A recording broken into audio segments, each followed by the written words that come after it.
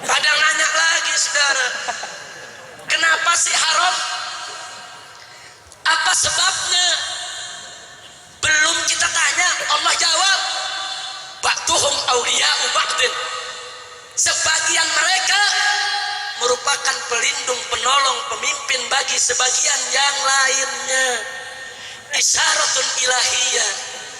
Ini merupakan isyarat dari Allah bahwa orang kafir kalau sudah jadi pemimpin, dia hanya akan melindungi golongannya, dia hanya akan melindungi kelompoknya, dia hanya akan melindungi kepentingan saudara daripada kaumnya. Saudara, enggak sampai di situ. Di ayat yang lain Allah berfirman, faqala ta'ala, walan yaj'alallahu lil kafirina 'alal mu'minina sabila. Allah tidak menjadikan bagi orang-orang kafir jalan, satu jalan pun untuk menguasai, mengerjai orang-orang yang beriman, saudara. Satu jalan saja enggak boleh kita buka buat orang kafir mengerjai kita. Satu jalan saja enggak boleh kita berikan kepada orang kafir untuk menguasai kita. Kalau satu jalan aja enggak boleh kita buka, apalagi semua jalan. Ketahuilah saudara, begitu orang kafir kita jadikan pemimpin kita, maka berarti kita sudah serahkan semua jalan buat dia, saudara. Dia bisa kerjai kita kapan saja. Dia kerjai melalui peraturan, melalui perundang-undangan, melalui kebijakan, saudara, yang dia akan kerjai umat Islam sesuka hatinya, saudara. Pantes orang kafir nggak dikasih jadi pemimpin buat orang beriman. Kira-kira jelas tidak? Jelas tidak? Jelas? Betul? Ada orang Islam tetap ngotot mau angkat orang kafir jadi pemimpin. Ada tidak? Ada tidak? Yuk sekarang kita lanjutkan di ayat masih di ayat yang sama. Apa Allah nyatakan? Wa may yatawallahu minkum fa innahu minhum. Luar biasa kata Allah. Wa may yatawallahu minkum, barang siapa di antara kalian, hai umat Islam, hai orang yang beriman, ada yang mengangkat mereka menjadi pemimpin, saudara, apa kata Allah? Fa innahu minhum, maka orang tersebut termasuk golongan mereka. Masya Allah. Jadi kalau ada muslim memilih Yahudi jadi pemimpin, berarti dia termasuk golongan Yahudi. Kalau ada orang muslim memilih orang Nasrani jadi pemimpin, berarti dia termasuk golongan Kira-kira jelas tidak? Nah, sekarang saya mau tanya, kalau ada orang muslim memilih babi jadi pemimpin, maka berarti dia termasuk golongan. Jadi kalau ada RT setuju orang kafir jadi pemimpin, namanya RT. Ada RW setuju, saudara, orang kafir jadi pemimpin, RW. Ada lurah setuju kafir jadi pemimpin, lurah. Ada camat setuju orang kafir jadi pemimpin, camat. Ada gubernur setuju orang kafir jadi pemimpin, gubernur. Ada menteri setuju orang kafir jadi pemimpin, menteri. Ada tentara setuju orang kafir jadi pemimpin, tentara.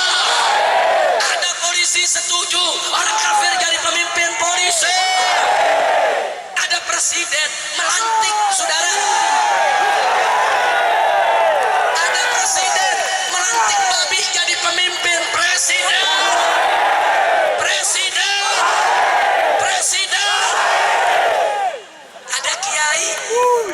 Ada kiai setuju babi jadi pemimpin, kiai.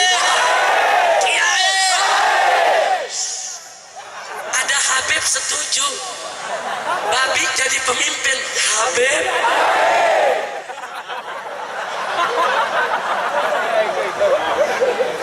Udahlah ceramahnya sampai di sini saja, tunggu bolka ini. Ya bukan jauh-jauh dari Jakarta datang Habib, babi. Masya Allah, ini yang duduk di depan kelewatan nih. Loh kenapa kelewatan, Beb? Tadi saya ngomong kencang sekarang. Tentara setuju babi jadi pemimpin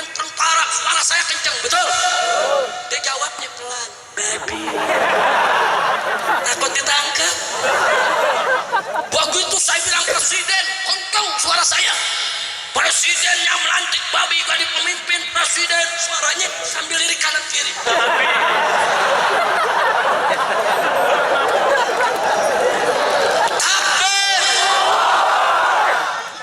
Giliran saya tanya pelan, nanyanya pelan.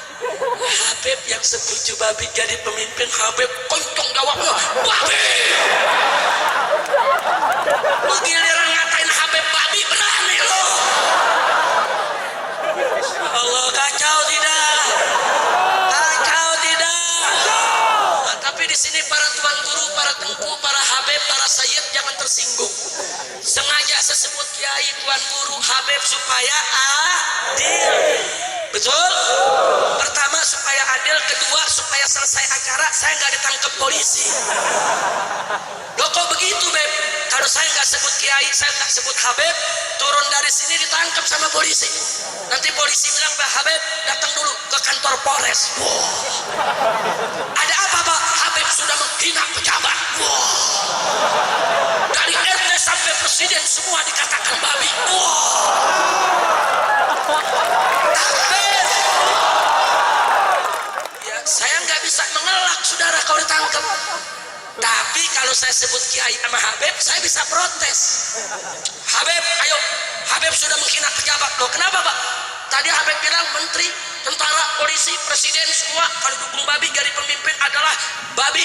Saya bilang, lah kan kiai sama Habib gua sebut juga. Betul? Betul? Takbir. Adil tidak?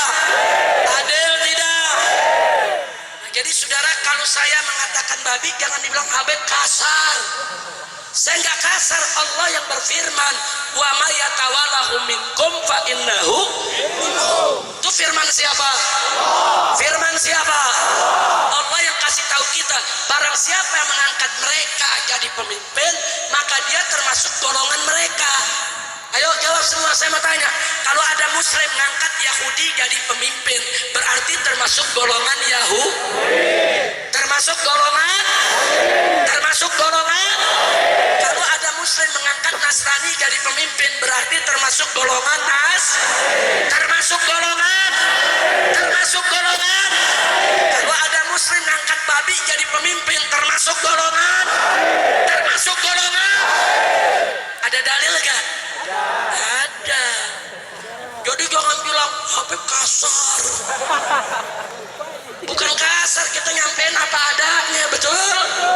Betul? Betul? Saya diprotes lagi.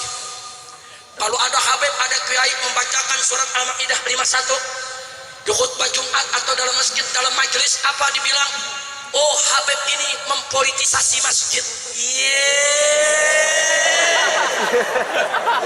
Ada gak yang ngomong begitu?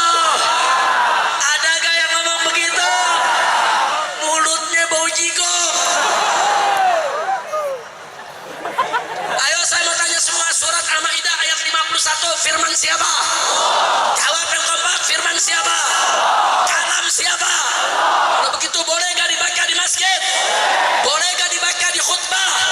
Boleh gak dibahas di majelis taklim? Boleh gak dibahas di menasa? Boleh gak dibaca di daya? Boleh gak disampaikan dalam tablik akbar? Boleh tidak? Boleh tidak? Masa dibilang mempolitisasi majelis? Ngomong, lu ngomong beduk yang gak bisa jawab. Betul? Takbir.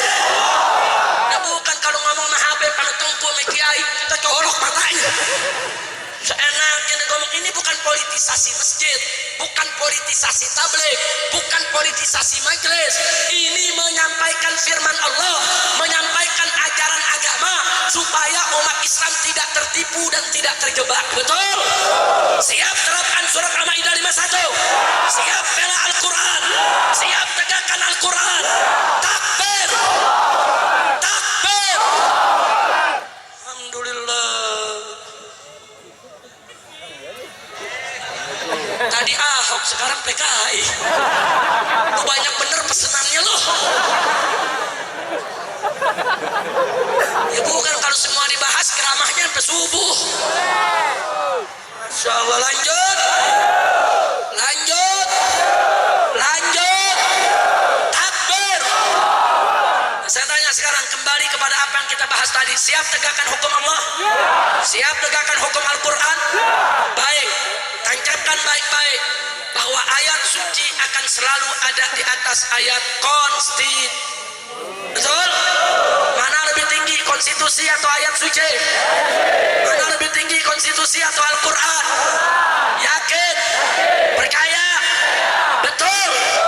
Saudara, kenapa ayat suci lebih tinggi dari ayat konstitusi? Sebab ayat suci adalah wahyu ilahi yang tidak boleh diganti, tidak boleh direvisi, harga mati yang harus ditaati. Saudara, betul? Betul? Sedangkan ayat konstitusi, saudara, itu hasil produk akal manusia, hasil pemikiran, saudara, sehingga tidak boleh bertentangan dengan ayat suci.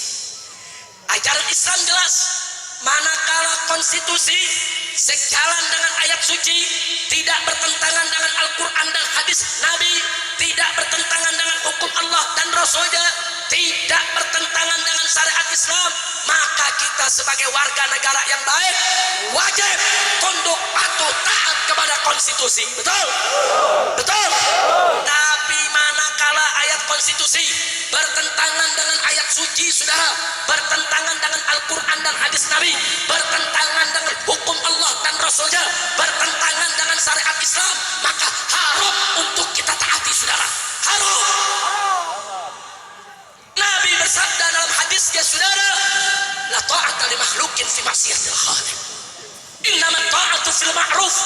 Tidak ada ketaatan kepada makhluk yang manapun untuk maksiat kepada Allah sang Khalik, sang pencipta, saudara. Enggak boleh. Kenapa? Innamat ta'atu fil ma'ruf. Sesungguhnya ketaatan itu hanya berlaku dalam kemakrufan, saudara. Enggak boleh kita taat kepada makhluk yang manapun. Anak wajib taat kepada kedua orang tuanya selama kedua orang tuanya mengajak taat kepada Allah. Tapi manakala kedua orang tuanya mengajak maksiat kepada Allah, maka si anak haram untuk mentaati kedua orang tua, saudara. Murid wajib untuk taat kepada gurunya, saudara. Wajib selama si guru mengajak taat kepada Allah. Tapi manakala si guru, saudara, mengajak si murid pada Allah, saudara, haram si murid untuk mentaati gurunya, saudara. Istri wajib untuk taat kepada suaminya, saudara, selama suaminya mengajak taat kepada Allah. Tapi manakala suaminya mengajak maksiat kepada Allah, haram si istri untuk mentaatinya, saudara. Rakyat wajib untuk taat kepada umara, saudara, kepada pejabat, kepada pemerintah, wajib selama pemerintah mengajak rakyatnya untuk taat kepada Allah. Tapi manakala pemerintah mengajak rakyatnya maksiat kepada Allah, haram untuk kita taati, saudara. Haram. Kira-kira jelas tidak? Jelas tidak? Jelas tidak? Siap tegakkan Al-Quran? Siap tegakkan hukum Allah? Takbir. Al-Quran mengharamkan minuman keras, betul? Betul? Tahu-tahu Presiden dan DPR RI di Jakarta membolehkan minuman keras untuk diperjualbelikan di mana-mana. Saya mau tanya, saudara, mau ikut Presiden atau ikut Allah? Mau ikut DPR atau ikut Allah? Saya mau tanya sekali lagi, saudara, mau ikut Presiden atau ikut Allah? Ikut DPR atau ikut Allah? Betul? Takbir.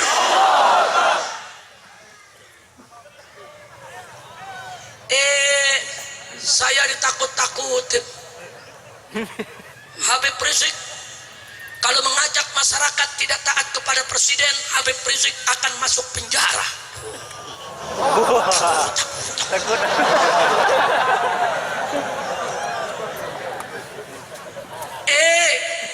Pejabat jangan nakutin Tengku, jangan nakutin guru, jangan nakuti Habib dengan penjara. Justru Habib menakutin presiden dengan neraka. Loh kok bisa begitu? Hei presiden, hei menteri, hei gubernur, hei pejabat, jika kau membuat peraturan, membuat undang-undang yang menentang Allah, kau akan masuk neraka. Betul, betul, takbir. Saya mau tanya, melawan Allah tempatnya di mana? Menentang Allah tempatnya di mana? Nggak mau tunduk kepada Allah tempatnya di mana? Betul? Yakin? Takbir. Nakutin Habib ntar masuk penjara. Lu masuk neraka, goblok. Kira-kira jelas tidak? Sekarang saya mau tanya saudara, penjara dan neraka sakit mana? Pedih mana? Seram mana? Betul? Yakin? Neraka teramat pedih, sakit. Kalau penjara, ya kita dapat makan gratis sehari 3 kali, makan pagi, siang, malam. Kok Habib tahu? Kan pengalaman. Masya Allah, saya masuk penjara enak makan, bini gak masak lagi, gratis. Saudara mau makan gratis? Mau? Masuk penjara.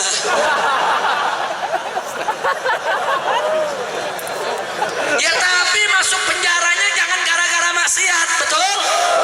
Wah, ada seorang bapak anaknya masuk penjara, ditanya, Pak, kenapa anakmu masuk penjara? Iya, gara-gara nyolong sendal di masjid. Malu tidak? Malu tidak? Ibu, kenapa anaknya masuk penjara? Iya, gara-gara narkoba. Malu tidak? Malu tidak? Malu tidak? Ibu, kalau suaminya kenapa masuk penjara? Gara-gara korupsi. Iya.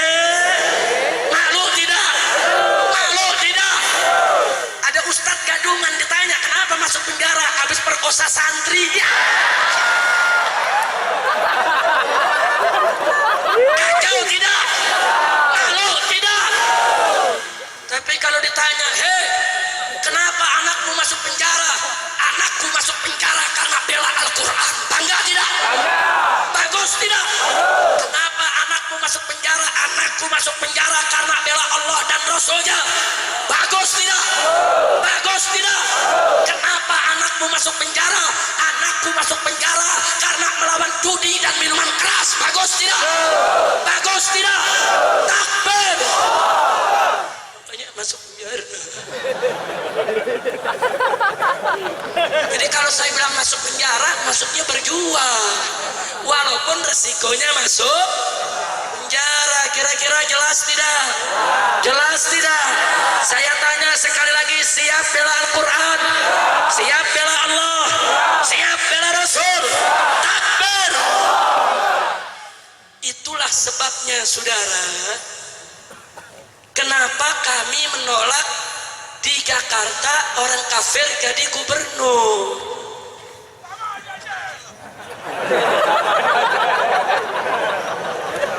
Enak betul tuh, suara sama di Aceh. Kan Aceh kakaknya. Iya, ini Aceh ini saudara kakaknya bangsa Indonesia, betul? Betul? Julukannya Serambi Mekah, betul? Julukannya Darussalam, betul? Islam pertama kali masuk ke Nusantara melalui Aceh, saudara. Jadi jangan lupa itu, saudara. Dan Aceh nggak pernah kalah perang lawan penjajah, betul? Betul? Dulu di zaman penjajahan bagi orang Aceh tiada hari tanpa jihad, betul? Betul? Takbir! Takbir! Jadi saudara, sekarang yuk mari kita lihat, kenapa kami menolak orang kafir jadi pemimpin, saudara? Bukan karena sara, bukan karena intoleran, bukan karena anti Bhinneka Tunggal Ika, bukan karena anti Pancasila, bukan, tapi karena Allah Tuhan kami melarang. Kalau Allah tidak larang, saudara, kami nggak nolak. Ini Allah yang melarang, Allah yang mengharamkan. Ini yang jadi persoalan. Terus saya ditanya, ya tapi Habib, ini kan Indonesia ini bukan negara Islam. Habib nggak bisa dong maksain Al-Quran harus diterapkan.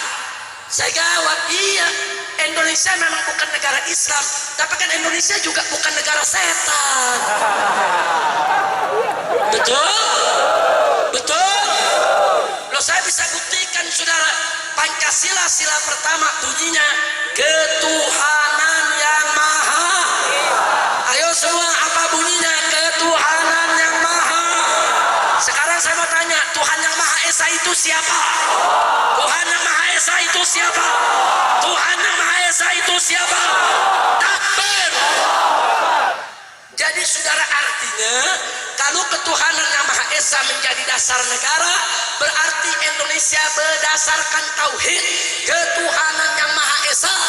Artinya Indonesia berdiri atas dasar la ilaha illallah.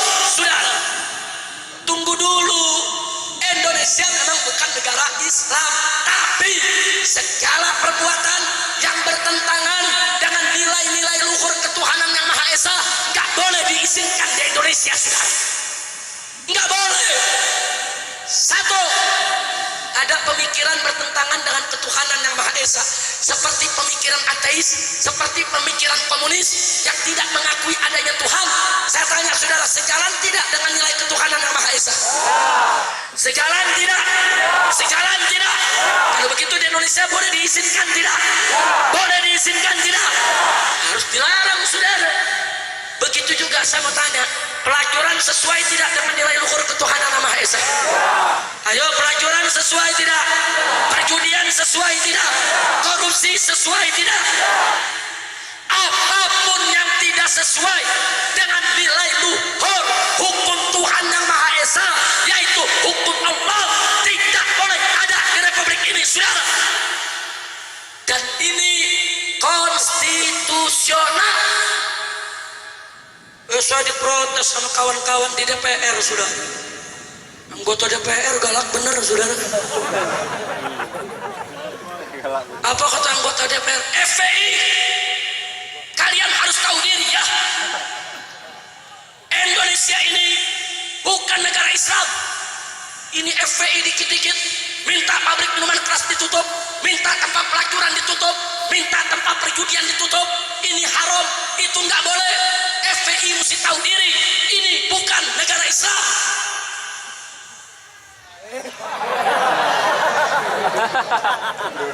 Galak bener, sudah. Jawab jangan. Jawab jangan. Kita sudah jawab depan mereka. Apa kita jawab? Hei, anggota DPR yang terhormat. Takbir. Indonesia ini memang bukan negara Islam, tapi Indonesia berketuhanan. Betul? Jadi kalau kalian, hai anggota DPR, tetap ngotot ingin melegalkan judi, melegalkan minuman keras, melokalisasi pelacuran, maka ganti dulu sila pertama Pancasila dari ketuhanan yang Maha Esa menjadi kesetanan yang luar biasa. Betul? Betul? Karena nggak bisa dong Pancasila satu, ketuhanan yang Maha Esa, lote di mana-mana. Kacau tidak? Kacau tidak? Mestinya Pancasila satu, ketuhanan yang Maha Esa, judi tidak ada, arak tidak ada, pelacuran tidak ada. Betul? Takbir. Enggak, anggota DPR nggak bisa jawab.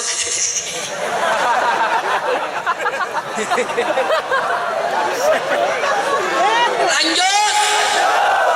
Ada lagi pejabat yang kurang ajar, saudara.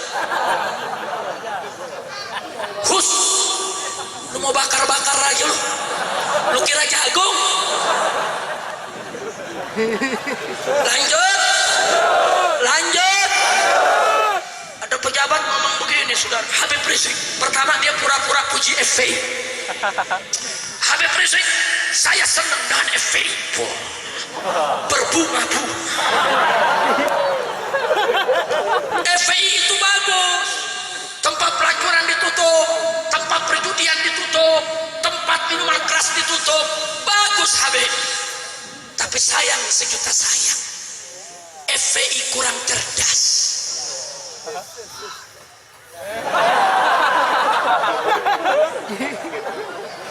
Kurang cerdas. Saya tanya, kurang cerdasnya di mana? Apa dia bilang? Buat apa Habib itu dengan laskar menutup tempat pelacuran kalau ternyata tidak memberikan solusi?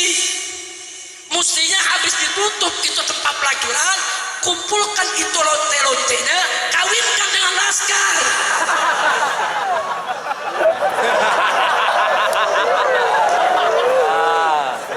Bener juga, supaya nggak jadi lonte lagi.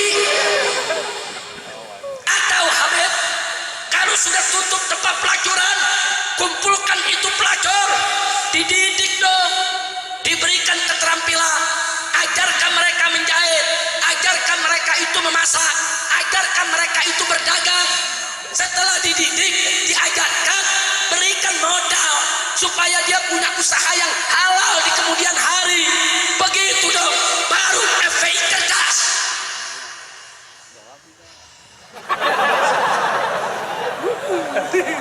Jawab jangan. Jawab jangan. Jawabnya gampang. Saya bilang, Pak, kalau semuanya FPI yang kerjain, pejabat tugasnya apa? Enak betul tuh pejabat, saudara. Suruh baca Undang-Undang Dasar 1945. Itu tugas mencerdaskan bangsa, melindungi anak yatim, saudara, meningkatkan kesejahteraan orang miskin. Itu tugas negara, tugas pemerintah, bukan tugas ulama. Betul? Betul. Nah sekarang, saudara, yang nutup tempat pelacurannya ulama, saudara. Kemudian yang didik pelacurnya ulama, yang kasih modalnya ulama. Ya kalau begitu pemerintah bubar saja. Setuju. Setuju. Takbir. Akhirnya saya bilang ke dia, cuma ada dua pilihan, pemerintah bubar atau serahkan negara kepada FPI. Takbir. Kalau negara diserahkan ke FPI, kita kerjakan itu, saudara. Tutup tempat pelacurannya, didik para pelacurnya, berikan keterampilan, berikan modal, suruh berdagang supaya tidak jadi pelacur lagi. Betul? Betul? Kasih buih negara. Kira-kira jelas gak? Jelas gak? Ngomong Habib FPI gak cerdas. Nah lu kerjanya apa ya, goblok? Kira-kira jelas tidak? Paham tidak? Betul? Takbir. Takbir. Saya diprotes lagi, tapi udah jam berapa nih? Berapa lanjut? Udah malam. Terus sampai pagi. Betul. Ente sampai pagi lon pulang. Masya Allah. Baik saudara.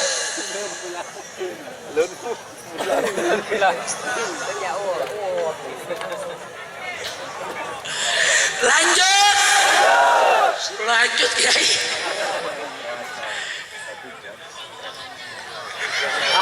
Mau diapain? Mau disunat? Baik saudara, lu ngomong Ahok lagi sih lu. Mau bicara Ahok lagi? Betul? Ada Profesor Dr. Kiai Haji. Profesor Dr. Kiai Haji, pimpinan ormas Islam lagi, saudara. Apa dia ngomong di televisi? Lebih baik pemimpin kafir asal jujur dari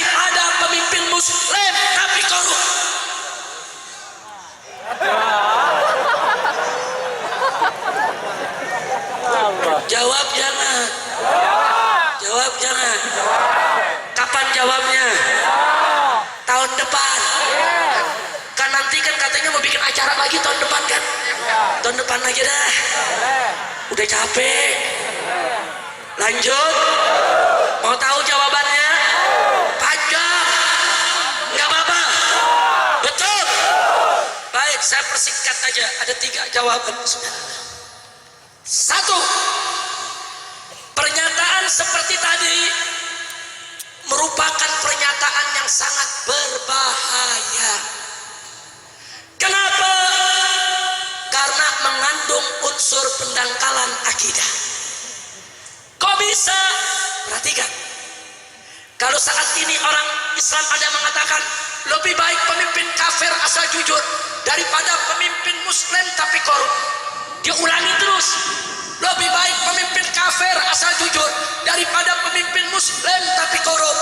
Kalau ini didoktrin saudara di benak pemuda kita, maaf, besok perempuan-perempuan kita akan ikut latah mengatakan, kalau begitu lebih baik punya suami kafir asal setia daripada punya suami muslim tidak setia.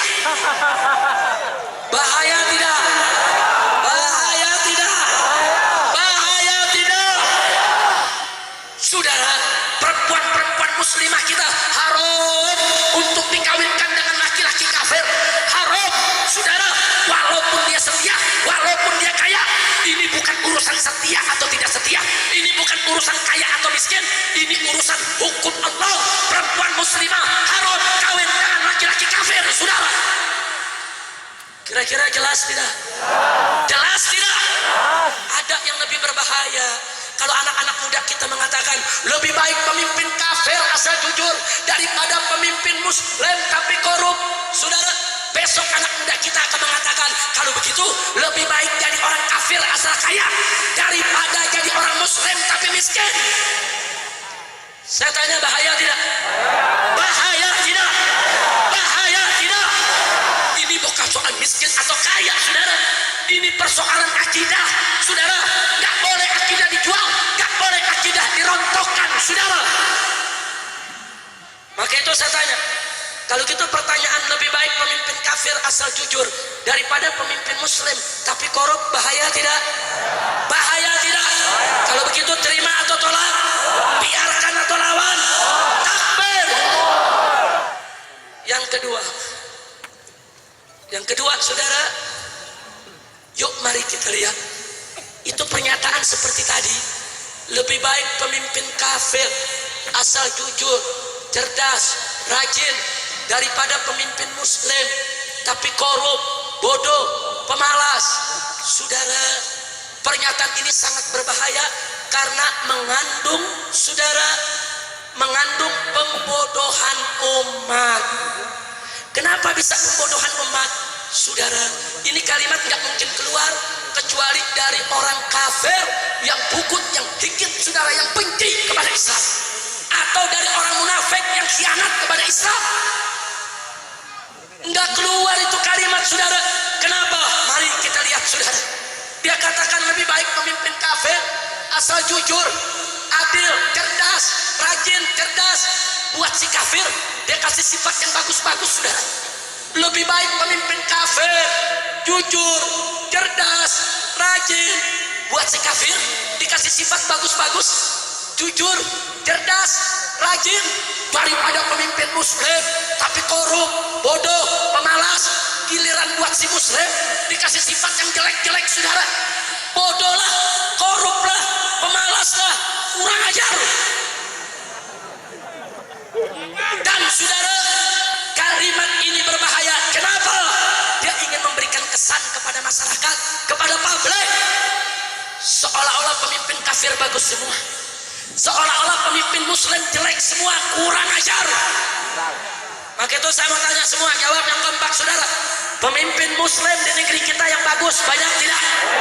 Jawab yang kompak. Pejabat yang baik banyak tidak? Yang jujur banyak tidak? Yang cerdas banyak tidak? Yang rajin banyak tidak? Yang bersih banyak tidak? Takbir. Nah, sekarang saya mau tanya lagi, saudara, pejabat kafir yang bejat banyak tidak? Jawab yang kompak. Pejabat kafir yang bejat banyak tidak? Yang korup banyak tidak? Yang kotor banyak tidak? Yang bodoh banyak tidak? Islam, saudara? Kenapa dia tidak mengatakan lebih baik pemimpin muslim jujur daripada pemimpin kafir korup? Kenapa dia nggak bicara begitu, saudara? Kenapa dibalik? Kenapa lebih baik pemimpin kafir asal jujur daripada pemimpin muslim tapi korup? Ini penghinaan untuk Islam, ini penghinaan untuk umat Islam. Saya tidak ridho untuk menerimanya, saudara. Betul. Begitu saya mau tanya saudara, kalimat tadi berbahaya tidak? Terima atau tolak? Terima atau tolak? Biarkan atau lawan? Takbir. Yang ketiga, saudara,